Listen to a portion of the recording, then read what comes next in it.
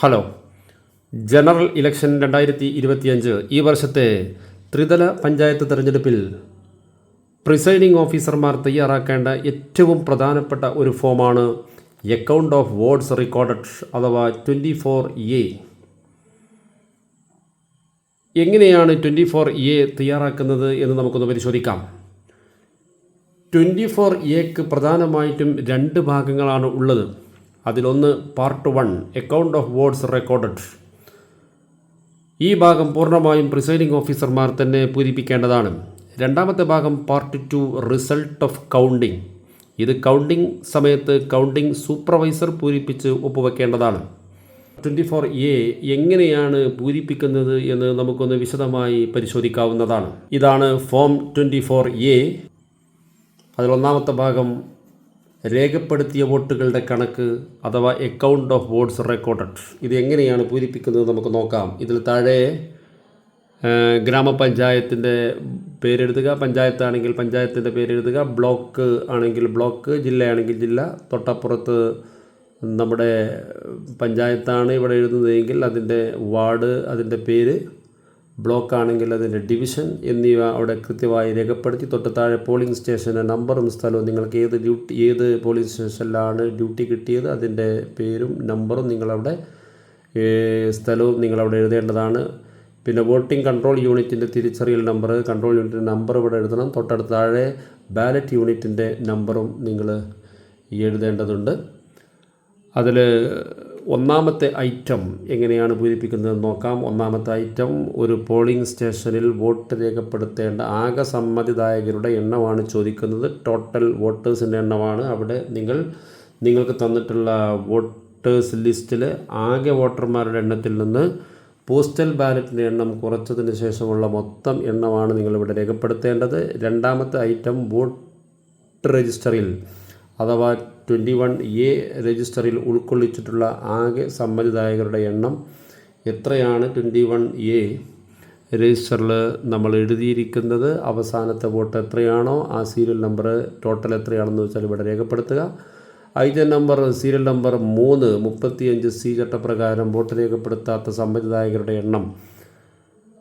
മൂന്നാമത്തെ ഐറ്റം അത് 35C എന്നല്ല 35D എന്നാണ് അവിടെ എഴുതേണ്ടത്. 35D വോട്ടർ പട്ടികയുടെ അതിൽ റിഫ്യൂസ്ഡ് ടു വോട്ട് 21A രജിസ്റ്ററിൽ വോട്ടേഴ്സ് രജിസ്റ്ററിൽ റിമാർക്ക് കോളത്തിൽ റിഫ്യൂസ്ഡ് ടു വോട്ട് എന്ന് രേഖപ്പെടുത്തിയത് എത്രണ്ണമുണ്ട് എന്ന് നോക്കി ആ എണ്ണമാണ് നിങ്ങളിവിടെ രേഖപ്പെടുത്തേണ്ടത്. നാലാമത്തേത് 35B ചട്ടപ്രകാരം വോട്ട് ചെയ്യുന്നതിൽ നിന്നും മാറ്റി നിർത്തിയ സമ്മതിദായകരുടെ എണ്ണം അഥവാ 21A രജിസ്റ്ററിൽ റിമാർക്ക് കോളത്തിൽ നിങ്ങൾ പ്രൊസീജിയർ വയലേറ്റഡ് അഥവാ വോട്ട് ചെയ്യുന്ന സമയത്ത് വോട്ടിങ്ങിന് വേണ്ടി വന്ന ഒരാൾ വോട്ടിങ്ങിൻ്റെ പ്രൊസീജിയറും വോട്ടിങ്ങിൻ്റെ സ്വകാര്യതയും നഷ്ടപ്പെടുത്തുന്ന രീതിയിൽ വയലേറ്റ് ചെയ്യപ്പെടുന്ന രീതിയിൽ എന്തെങ്കിലും ചെയ്തിട്ടുണ്ടെങ്കിൽ അവരെ വോട്ടെടുപ്പിൽ നിന്നും മാറ്റി നിർത്തേണ്ടതാണ്. അങ്ങനെ പ്രിസൈഡിംഗ് ഓഫീസർ ആരെയെങ്കിലും മാറ്റി നിർത്തിയിട്ടുണ്ടെങ്കിൽ അവരെ എത്ര എണ്ണമാണ് മാറ്റി നിർത്തിയത് ആ എണ്ണമാണ് ഇവിടെ നാലാമത്തെ ഐറ്റത്തിൽ എഴുതേണ്ടത്. അഞ്ചാമത്തേത് വോട്ടിംഗ് മെഷീൻ പ്രകാരം രേഖപ്പെടുത്തിയിട്ടുള്ള ആകെ വോട്ടർമാരുടെ എണ്ണം. വോട്ടിംഗ് മെഷീനിൽ നമ്മൾ ഇലക്ഷൻ കഴിഞ്ഞ് അവസാനം ടോട്ടൽ ബട്ടൺ അമർത്തുമ്പോൾ എത്ര എണ്ണമാണ് വോട്ടിംഗ് മെഷീനിൽ വോട്ടുള്ളത് ആ എണ്ണമാണ് കൃത്യമായി തെറ്റാതെ അവിടെ എഴുതേണ്ടത്. ആറാമത്തെ ഐറ്റം അഥവാ 1 മുതൽ 5 വരെ ഐറ്റങ്ങൾ വളരെ ശ്രദ്ധയോടുകൂടി കൈകാര്യം ചെയ്യേണ്ടതാണ്. ഈ ഫോമിൽ ഏറ്റവും പ്രധാനപ്പെട്ട ഭാഗമാണ് 1 മുതൽ 5 വരെ, അത് തെറ്റാതെ രേഖപ്പെടുത്തുക. ആറാമത്തേതിൽ ഇനം 2ൽ പറഞ്ഞിട്ടുള്ള ആകെ സമ്മതിദായകരുടെ എണ്ണത്തിൽ നിന്നും ഇനം 3ലും 4ലും പറഞ്ഞിട്ടുള്ള സമ്മതിദായകരുടെ എണ്ണം ഇനം 5ൽ പറയുന്ന ആകെ വോട്ടുകളുമായി തുല്യമാകുന്നുണ്ടോ അതോ എന്തെങ്കിലും വ്യത്യാസമുണ്ടോ, അഥവാ ഇനം 2ൽ പറയുന്ന സംഖ്യയിൽ നിന്ന് സീരിയൽ നമ്പർ 3ഉം 4ഉം മൈനസ് ചെയ്ത് ബാക്കി ഭാഗമാണ് സീരിയൽ നമ്പർ 5 പ്രകാരം വോട്ടിംഗ് മെഷീനിൽ ഉണ്ടാവേണ്ടത്.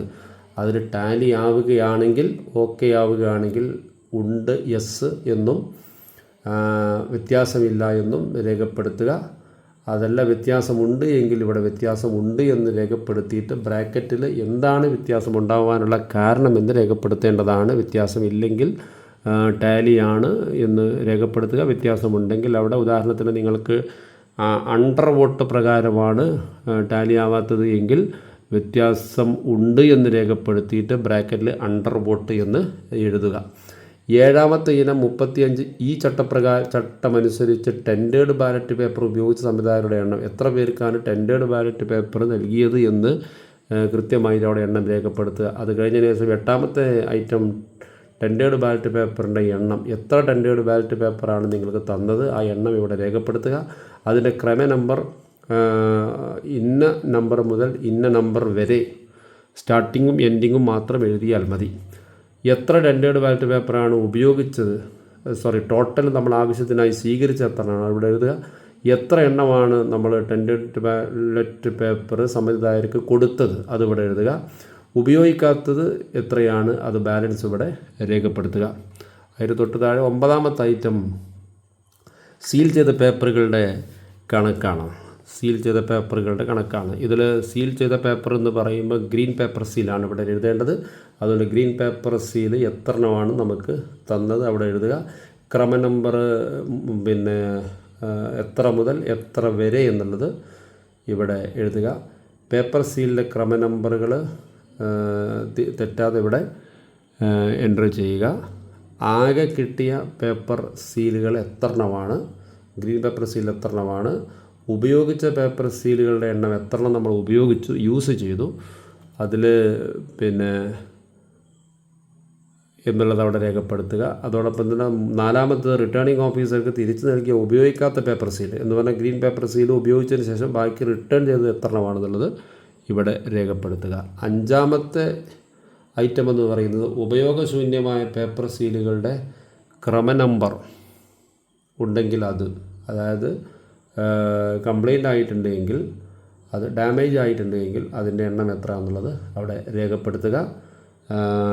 ഇതിൻ്റെ മുകളിൽ വലതു ഭാഗത്ത് പോളിംഗ് ഏജൻറ്റിനെ കൊണ്ട് നിർബന്ധമായിട്ടും ഇവിടെ വലതു ഭാഗത്ത് പോളിംഗ് ഏജൻ്റ് ഒപ്പ് എന്ന് പറയുന്ന ഭാഗത്ത് 1, 2, 3 എന്ന് പറഞ്ഞിട്ട് ആ സീരിയൽ നമ്പർ പ്രകാരം അവിടെ പോളിംഗ് ഏജൻറ്റുമാരുടെ ഒപ്പ് നിർബന്ധമായിട്ടും വാങ്ങേണ്ടതുണ്ട്. എല്ലാ പോളിംഗ് ഏജൻറ്റുമാരുടെയും ഒപ്പ് വാങ്ങണമെന്ന് നിർബന്ധമൊന്നുമില്ല. നമുക്ക് അപ്പോൾ അവൈലബിൾ ആയിട്ടുള്ള ആളുകളുടെ പോളിംഗ് ഏജൻറ്റ്സ് ഒപ്പ് നിർബന്ധമായിട്ട് അവിടെ വാങ്ങേണ്ടതുണ്ട്. 5ാമത്തെ ഐറ്റം പൂരിപ്പിച്ച് കഴിഞ്ഞതിന് ശേഷം വലതു ഭാഗത്ത് പ്രിസൈഡിംഗ് ഓഫീസർ തൻ്റെ ഒപ്പ് രേഖപ്പെടുത്തുക. പോളിംഗ് സ്റ്റേഷൻ്റെ നമ്പർ അവിടെ രേഖപ്പെടുത്തുക. ഇടതു ഭാഗത്ത് തീയതി, ഇലക്ഷൻ നടക്കുന്ന തീയതി 9-ാം തീയതിയും 11-ാം തീയതിയാണ് കേരളത്തിൽ ഇലക്ഷൻ നടക്കുന്നത്. ആ ഡേറ്റ് അവിടെ കൃത്യമായിട്ട് എഴുതുക. സ്ഥലം, ഏത് പോളിംഗ് സ്റ്റേഷനിലാണ് നിങ്ങൾക്ക് ഡ്യൂട്ടി കിട്ടിയതെന്ന് വെച്ചാൽ ആ സ്ഥലം അവിടെ രേഖപ്പെടുത്തുക. ഇത്രയാണ് ഇതിൻ്റെ പാർട്ട് 1 പൂരിപ്പിക്കാനുള്ളത്. തൽക്കാലം പാർട്ട് 1 മാത്രമേ പ്രിസൈഡിംഗ് ഓഫീസർമാർ വോട്ടിംഗ് ദിനത്തിൽ പൂരിപ്പിക്കേണ്ടതുള്ളൂ. പാർട്ട് 2 എന്ന് പറയുന്നത് റിസൾട്ട് ഓഫ് കൗണ്ടിംഗ് ആണ്. വോട്ടെണ്ണലിൻ്റെ ഫലം ആ കൗണ്ടിംഗ് സമയത്ത് സൂപ്പർവൈസർ പൂരിപ്പിച്ച് ഒപ്പുവെക്കേണ്ട സാധനമാണ്. ആയതുകൊണ്ട് ഏതായാലും നമ്മുടെ ഇലക്ഷൻ പ്രൊസീജിയറിൽ പ്രിസൈഡിംഗ് ഓഫീസർമാർ തയ്യാറാക്കേണ്ട ഏറ്റവും പ്രധാനപ്പെട്ട ഒരു രേഖയാണ്, ഏറ്റവും മർമ്മപ്രധാനമായ രേഖയാണ് 24A എന്ന് പറയുന്ന അക്കൗണ്ട് ഓഫ് വോട്ട്സ് റെക്കോർഡ്. അത് കൃത്യമായി തയ്യാറാക്കണമെന്ന് എല്ലാ പ്രിസൈഡിംഗ് ഓഫീസർമാരെയും ഒരിക്കൽ കൂടി ഓർമ്മപ്പെടുത്തുകയാണ്. എല്ലാം കഴിഞ്ഞതിന് ശേഷം ഒപ്പ് വെച്ചതിൻ്റെ ശേഷം ഇതിൻ്റെ ഒരു കോപ്പി നിർബന്ധമായിട്ടും നിങ്ങൾ പോളിംഗ് ഏജൻസിന് നൽകുകയും ബാക്കി ഒരു കോപ്പി പാക്കറ്റ് നമ്പർ 4-ൽ നിർബന്ധമായിട്ടും അറ്റാച്ച് ചെയ്ത് നിങ്ങൾ പോളിംഗ് മെറ്റീരിയൽ തിരിച്ചു നൽകുന്ന സമയത്ത് ശ്രദ്ധയോടുകൂടി നൽകണമെന്ന് ഓർമ്മപ്പെടുത്തുന്നു. ഒരു കാര്യം പ്രത്യേകം ശ്രദ്ധിക്കുക, 24A നിർബന്ധമായിട്ടും 3 വോട്ടുള്ള പ്രദേശങ്ങളിൽ ബൂത്തുകളിൽ ഗ്രാമപഞ്ചായത്ത്, ബ്ലോക്ക് പഞ്ചായത്ത്, ജില്ലാ പഞ്ചായത്ത് എല്ലാത്തിനും സെപ്പറേറ്റ് തന്നെ വേറെ തന്നെ പൂരിപ്പിക്കേണ്ടതാണ്, വേറെ തന്നെ തയ്യാറാക്കേണ്ടതാണ്. ഒറ്റ വോട്ട് മാത്രമുള്ള സ്ഥലത്താണെങ്കിൽ മുനിസിപ്പാലിറ്റി കോർപ്പറേഷനിലൊക്കെ ആണെന്നുണ്ടെങ്കിൽ ഒറ്റ കോപ്പി മാത്രം തയ്യാറാക്കിയാൽ മതി.